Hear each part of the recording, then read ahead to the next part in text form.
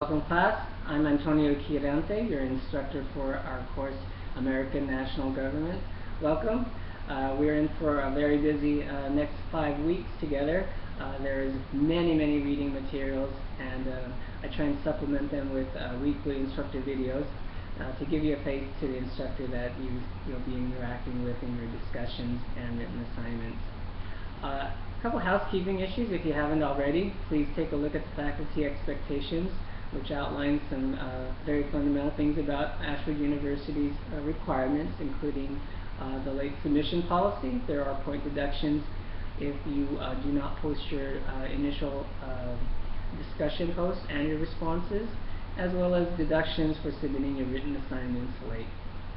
Also on the faculty expectations, the university's policy on plagiarism and academic recycling are outlined for you there as well. Plagiarism is something that's very important. I do look for it in your written assignments, and I do put each student's papers through the Turnitin application, which is a software that is also available for you to use to identify verbatim or near verbatim passages in your writing, so that you may correct them to avoid plagiarism before your final submission to me for grading. Please be sure to take a look at the announcement discussing the integration of Turnitin and Waypoint, so that you can leverage those tools to make sure that you don't get a 0 on your written assignment because of unintentional plagiarism. Also on the faculty expectations is a point score breakdown for each of the portions of this course. Be sure to pay attention and put your efforts toward the higher percentage portions of this course, including discussions and written assignments. Pay attention to your on the faculty expectations that also discusses proper authorities to your work.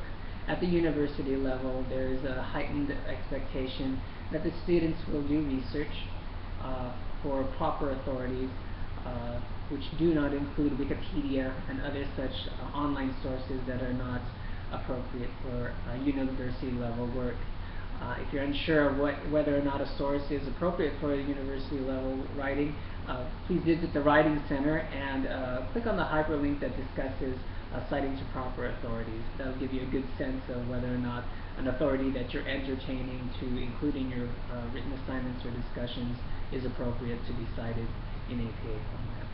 Which segues into the next topic I want to talk about is APA formatting. That is one of the fundamental things about university level work.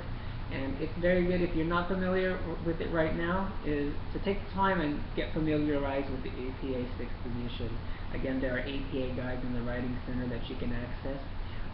If you don't find that helpful, be sure to take advantage of the Ashford University online tutorials and online tutors, that are available as well. I'll be sending out an email to discuss the tutors separately. With that, we have a couple introductory discussions this week. The first of which is regarding checks and balances and separation of powers. I want to talk about that just a little bit. Students seem to conflate the two concepts, when in fact there is some difference between them. Separation of powers. That concept discussed is really focused on the three main branches of our federal government: the executive, legislative, and judicial branch.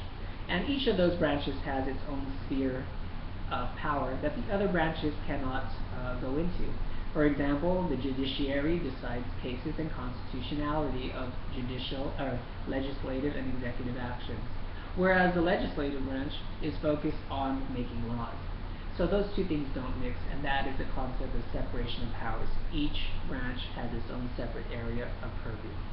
The second concept is checks and balances. Now, checks and balances is a concept different from separation of powers because it describes how one branch can effectively check the other branches and what they do so that it protects the rights of individuals.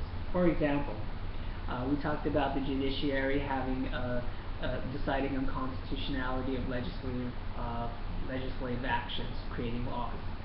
If the judiciary makes a ruling deeming a law unconstitutional, the legislature can amend the law that it's passed so that it doesn't violate constitutionality of its actions, and then can actually effectively override what the judiciary has done.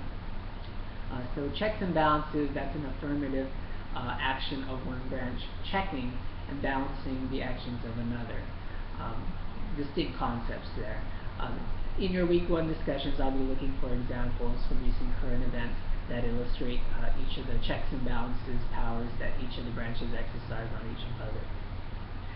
The discussion, this week's second discussion is going to require you to do a pro and cons analysis of one of a selection of proposed constitutional amendments. You'll only have to choose one of the proposed amendments, but you all will have to do a pros and cons analysis.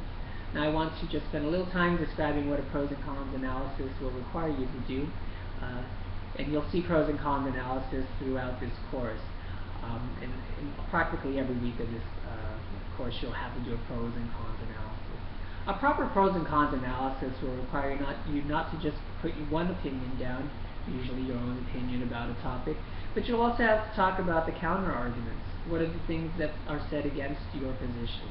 So you'll be talking about two positions essentially when you do a pros and cons analysis. Necessarily when you do two sides to a topic, you're going to have to give your authorities. What did you read or research that again is appropriate for university level work? What are your sources for those sides that you're presenting?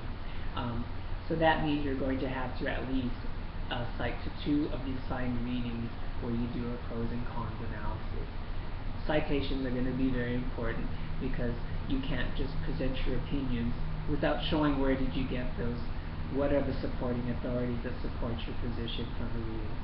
And it serves a second purpose because when you cite to the assigned readings, it demonstrates you're following the curriculum, which I also pay attention to when I score each of your discussions.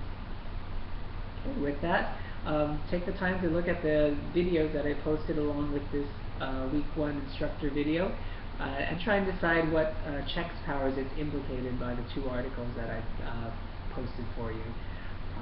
I'm available every night through email, so if you have any questions, feel free to email me or post to the Ask Your Instructor link in our online classroom. I'd like to close this first video message by letting you know that I appreciate how many of you go home after a long day's work, after taking care of your family, to spend time in this online course, and that's not lost on me. I do very much the same thing. I've just come back from my 9-hour day at work, and just like many of you are going to be doing your work on this course in your own living rooms and in your own homes. So I think it's kind of appropriate that I give you my first video message in my own living room.